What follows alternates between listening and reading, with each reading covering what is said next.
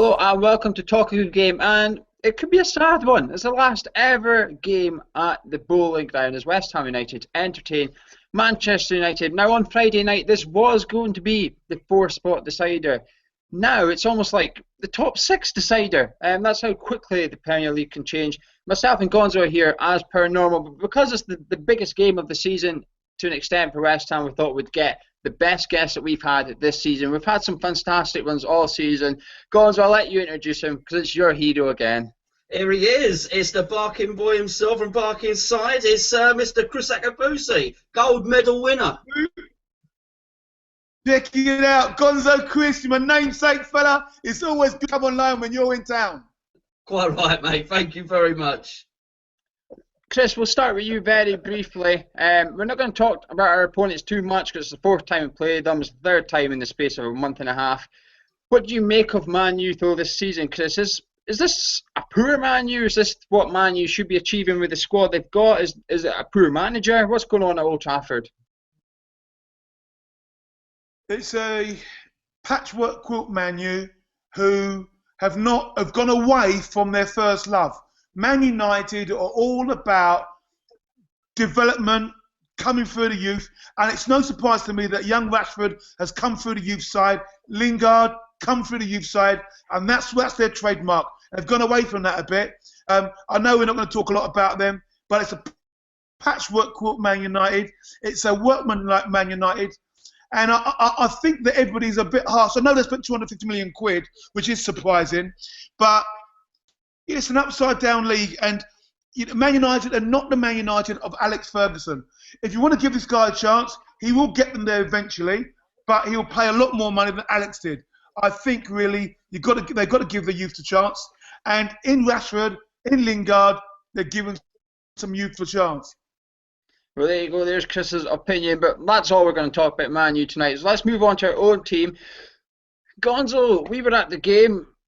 Bilic has got a lot of changes to do you think, or was it a one-off? What's your thoughts, Gonzo? We didn't do the review show, so you can give your brief thoughts on the game as well. I thought the Antonio experiment finally caught up with us, to be honest with you. Antonio was doing so well. He's so powerful and quick on the wing. Not as quick as Mr. Akabusi, of course, but he's very, very quick on the wing, and he was supplying goals.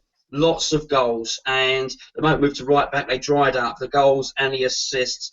Obviously, he doesn't fancy Byram, I don't think, by the looks of it, but I would like to have seen Tompkins there to liberate Antonio. It finally caught up with us, and that was when we chatted a little bit before the show, the three of us, and I really thought that was one of those games where we needed to do something, and we just didn't, and we had a few free kicks at the start, but they just seemed hungry for it, which was strange for a team that really didn't have an awful lot to play for. Kriss, do you agree with Gonzo there? What's your thoughts on yesterday's game at Upton Park? Well, I'm really glad because I think you're right. I think that Mikel Antonio is a victim of his own success. You know, he had a fantastic spell up front. He scored goals. I reckon that fella would have been on 12, 15 goals by now if we'd left him up front. That's how much I rate him. And even in yesterday, when he did push up, he was the most electric and dangerous man on the pitch, bar none. You can forget Payet, you can forget Lanzini, you can forget Ayew. Antonio, for about 20 minutes, was dangerous, and he was twisting that back inside out, right? And you were with his own success because he went back, right back, doing a job for us for, I thought, 2 or 3 games, and he grew into the job, but he's not a right back. And what happened yesterday was quite simple.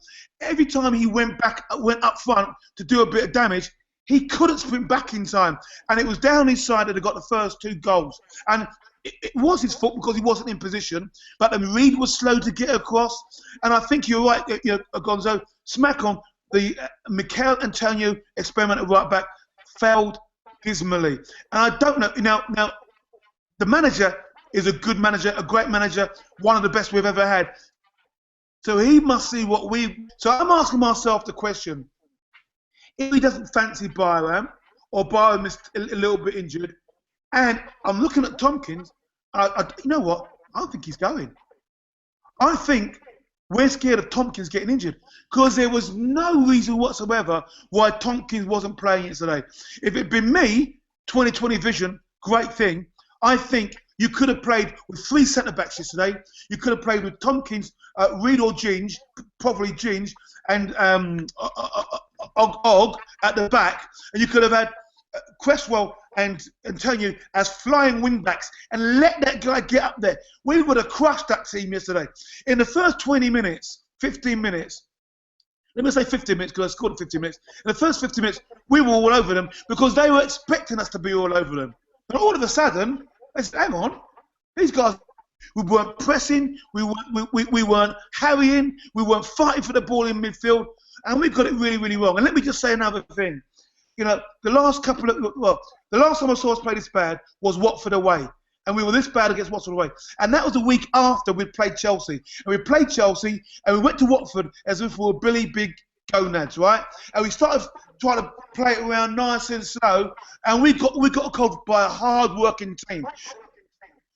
And yesterday was exactly the same. What happened was that when Swansea realised we weren't at the races, they started fast breaking, really attacking us, really fighting for the ball in midfield. We didn't have an answer. And what I've noticed in social media, we've got the foot police all of a sudden saying you can't say a bad word about West Ham. Look, we are all West Ham. We're claret and blue. We love this club.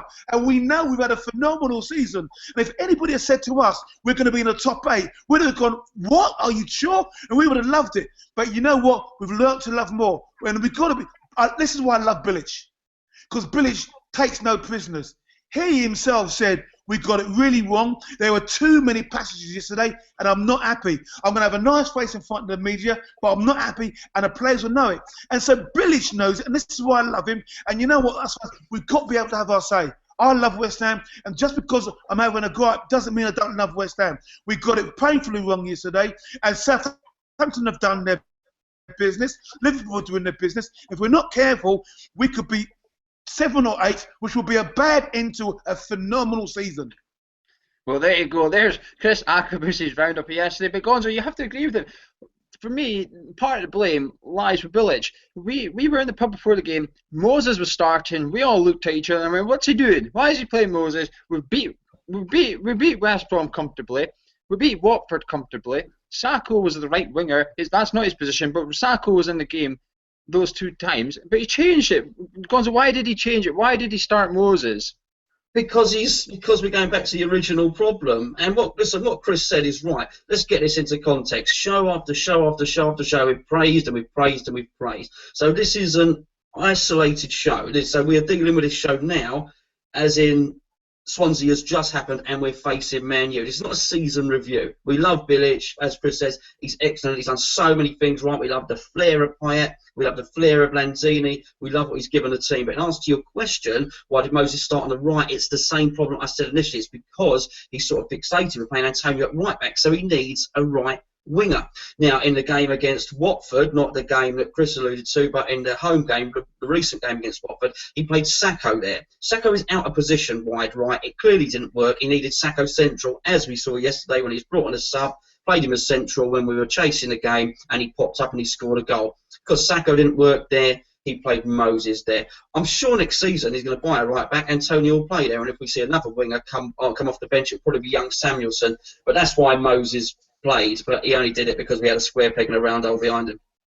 Well, the good thing, I suppose, if you want to take a silver lining from the cloud, the 3 teams to have beat us Upton Park so far this season in the league is Leicester, Bournemouth and Swansea. The positive out of that for me is they're 3 footballing sides. I don't mind getting beat by teams that come toe-to-toe with us, play the ball on the deck, and are better than us on the day.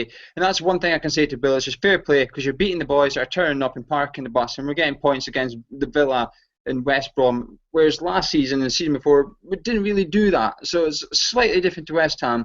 But the other reason I think we struggled yesterday is we only had 2 centre midfielders and Swansea had 3, and they controlled the middle of the pitch. And this is what Man United did to us in the FA Cup. They had 3 centre midfielders up against Chiati and Noble, and they controlled the middle of the pitch. Noble and Chiati couldn't get near the ball. Chris, do you think we need 3 centre midfielders against Man U, or do we stick with our 4-2-3-1? You know, I think there's a couple of things. You know, what I think is this. Last year we were so bored with Sam Allardyce's hoof ball, we wanted a bit of flair. I think we've now gone over the top. Do you remember there was a time when England had a problem with Lampard and Gerrard knowing who to play? And I think we've got a similar problem potentially with Payet and Lanzini. Now this is sacrilege because Payet's been brilliant. But when he goes missing, he goes missing. And I know people don't want to hear it. Payet went missing yesterday. Absolutely not in the game. He had 3 or 4 good, decent free kick chances. They don't all go in. He can't score a wonder goal. All right. But he went missing. He parked himself out on the left wing and he went missing. And I just don't think in this day and age, too many flair players. I mean, I don't know who was booing him. That was a disgrace. Some people booed Moses when he came off, and that was a disgrace. But we had Moses, we had Lanzini, and we had Payet, who were all these flick and flair players. And I just don't think that works in the Premier League. Not when you've got to fight for the ball. And so I do have you right. If we've got Obiang, we've got Cech, we've got Noble. You're going to need 3 of those guys on the pitch. If you're fighting for the ball, if you're mucking people, if you're putting your shoulder and your elbow in, and that's what we needed against Swansea, and that's what they did against us. But yeah, I mean that's it really. I think that we had too many flair players who all had a bad day. The only person with a little bit of flair was Antonio, and he was playing right back. So Chris, you're playing 3 centre midfielders. Does that mean your 2 attacking midfielders are Payet and Lanzini for against Man U, or would you drop one of them and put Antonio up there, or are you keeping Antonio right back? What are you doing then? Because then you've got what Bilic is going to face.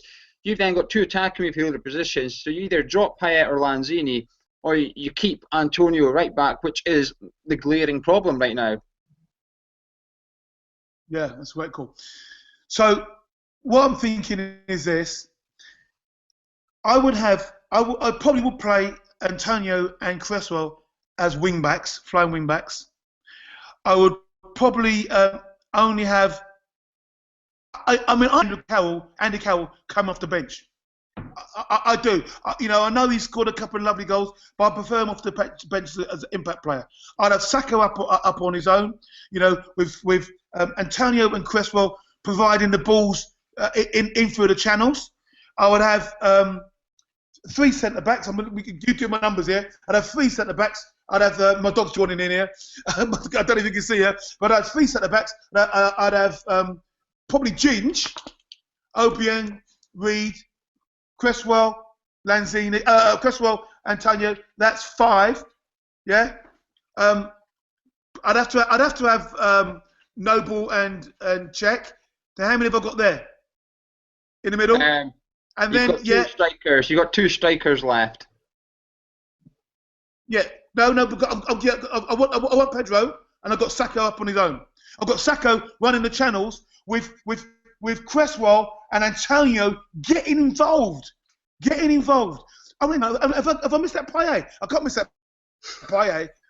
I haven't just slated him. I can't miss him out. Have I got Payet still in the team? Tell me, boys. I think you dropped him, Chris. What's that? No, I mustn't drop him. I can't drop Payet. I can't do that. No, I love him. Let me. I tell you what. Come back to me, and I'll write it down. You talk amongst yourself, fellas. I'm coming right back at you. Gonzo, what are you doing? Chris is turning the bullets over there. And Gonzo, where are you at? I'm not gonna tie myself in knots like Chris and think I'm a formation. I love the fact that he's writing it down right this moment. But I'll tell you what I'm doing. I am starting with Antonio. I'll keep the same shape. Antonio starts on the wing. I'll bring Tompkins in at right back. The shape's the same, but I will also start with Sacco because I think our system suits a mobile striker. I also think our best defensive displays have been with Ginge at the back, and he needs to come back into the team. I think Ogbonna's been great as well. So sorry, I know he's been brilliant, and he is a brilliant player, Winston Reid. But I would have Ogbonna and Ginge as the 2 centre backs. See, I agree with that back four, but I think we need to have 3 centre midfielders against Man U, or they're going to overrun us. But I think Chris seems to think he's got the solution. I'm back in the game, fellas. I'm back. So you're right. I hadn't got Payet, so I got it right. Look. So I've got Ginge. You need that rock. Thou shalt not pass. Ginger Pele. He'll put his testicles on his line. He'll put his ginger beard on the line. Anything on the line. Thou shalt not pass. So Gingy's definitely centre back. Obiang on the left-hand side. Reed on the right-hand side. I've got flying wingbacks. Cresswell. Get involved, fella. Get involved. I've got Noble, Check, and Obiang in the middle. Thou shalt not pass. Otherwise, you'll meet the ginger one. I've got Sacco as a lone striker and Payet playing both wings. Get in, West Ham! I love it. I can't stop laughing. God, so what have you got to say? I think I might have found somebody to do the team talk. We found someone to do James Collins as team talk. Anyway, Gonzo, are you confident for Tuesday night, right? Let's get back to reality. The table as it stands right now, Man City are 4th, 64 points. Man U a point behind them with a game in hand. Saints are 6th right now, sorry, with 60 points. We're a point behind Southampton with a game in hand. But Liverpool are a point behind us with a game in hand to Southampton and Man City. Now, there's a lot of confusion going on there.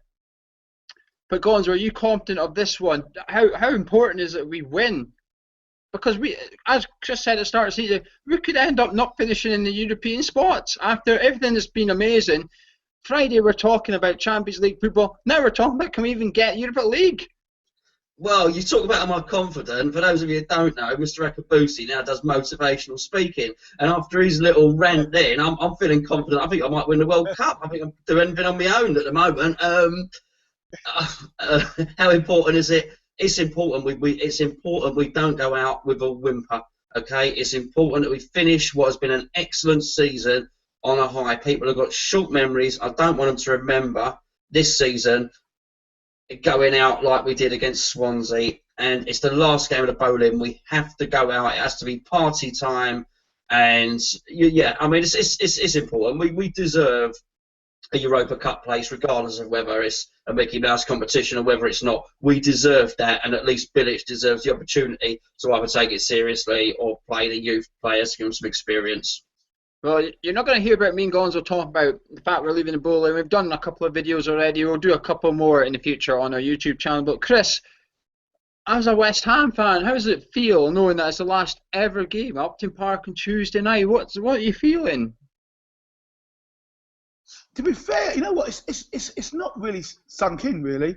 I know we've been talking about it all season, but it hasn't sunk in. I am looking forward to the Olympic Stadium, but it's not really sunk in that it's the last game of the bowling because, like all of us, you know, I can remember my first few years there. I mean, this is, you know, when it was real East London. I'm not, you know, not saying anything else on that. When it was real East London, I was a little boy.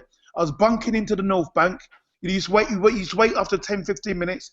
You could bunk into the North Bank, and you were right close to the pitch. You saw this, and I was a little boy then. You know, I was like 11, 12, and you saw this big player with fat legs, and you know when we scored, you was crushed down the front and stuff, and it's amazing. But actually, that's all gone, and so it hasn't really sunk in, and I think it probably won't sink in until next year. When I actually, August, whenever it is, and I go to the first home game, and it's not bowling. I remember on Saturday when I was making my getaway, and the way I get away, I come right out of the ground.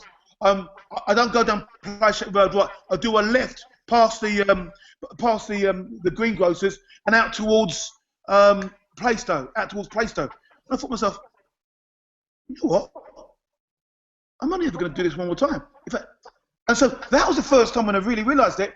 I'm not going to do this rat run again because it's a little rat run where if you're smart, you miss all the traffic out of Stratford. I thought I'm not going to do this again. I know that rat run. You're going down past Lister School and you cut out all the queue, don't you? And I think that's going to be one of the best things of the past the Working Man's Club. Yeah. And you're right, and I had that, Chris. This because I went to this one and went to the pub afterwards and did all my thing. But on Tuesday I'm driving, and it hit me on the train. I thought, actually, this is the last time I'm doing this train journey. Right, well, back Yeah, to absolutely. Tuesday. Back to Tuesday very quickly. Chris, are you feeling confident going into Tuesday night then? I'll tell you what I was thinking, I thought we were going to get 7 points out of this. I thought we'd win. I thought I was expecting a draw at Stoke because that's the West Ham way. After Swansea, I think it's the best thing that could have happened to us because now the boys ain't going to be cocky. They ain't going to be shaping.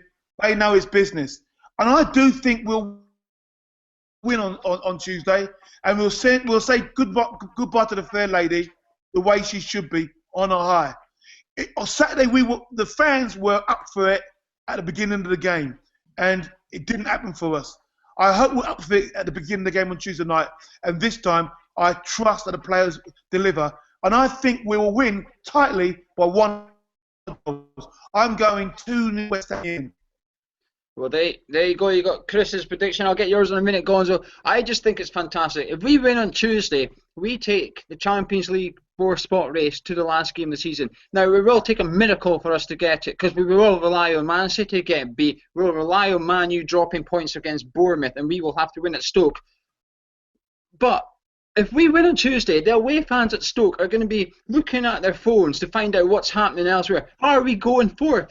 And that's what's going to be magic. It's going to take a miracle, and chances are we won't get fourth even if we win. But the fans can go in their way and believing. They can have a few pints at Stoke, and they can go away and believing. And what a turnaround from it was just 10 years ago, 10 years ago, that we were in the Old Trafford end, worrying about what's going on between Wigan and Sheffield United, and if we're going down. You know, this is what's changed at West Ham. And I just hope on Tuesday we can win, and we can give the away fans at Stoke that bit of magic where they're checking the results at Man City and at Man U thinking, can we get fourth? Just that wee moment. And could you imagine if we're winning and City start going down, they go a goal down against Swansea, who's just thumped us. Can you imagine the atmosphere? And that's what I think is Bilic has made West Ham a bit special for us for this season. But Gonzo, what's your score prediction then? You sound a bit like Kevin Keegan there when he did his rant. Yeah, I'll love it if we beat. He sounded very much like Mr. Keegan then. We're going to beat them. We have to beat them. It's the last game of the bowling. It's going to be tight, but the crowd will be singing all game. All game. They will appreciate it. And they're staying to the end. There'll be little parties and festivities afterwards. I think we're going out. I think we're going to win 1-0. Chris, any last words from you before we leave? Yeah. I don't want to burst your bubble, but we can't get fourth. We can't get fourth now. Man City are on 65. We're on 59. Even if we win our 2 games and they lose, their goal difference is 30. Ours is 14. So the Champions League is gone. I had Man City as 64, so you could be correct, but someone can check that anyway. But if so, you just ruined my motivational thing. Yeah, they drew today. They're on 65. We're done. The only one that can beat them is Man United. No, for us anyway. I mean, Champions League was never the deal for us. I would be very disappointed. I'm going to say it now. I would be disappointed if we're not playing European football after the phenomenal season we've had. But we've had a phenomenal season. It's been unbelievable, and none of us can complain. But please, thought police, don't tell me off for being disappointed. I will be disappointed.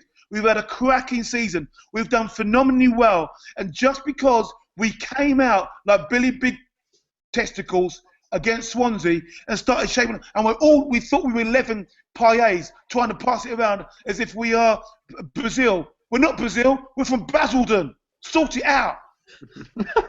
Well, I think Tuesday night is going to be a night to remember, and I think we're going to send the place off in style. And I think we're going to win 3-2, and I just think the place is going to be rocking from midday onwards. I don't think it's going to wait till we're in the ground. I think the place is going to be absolutely amazing on Tuesday.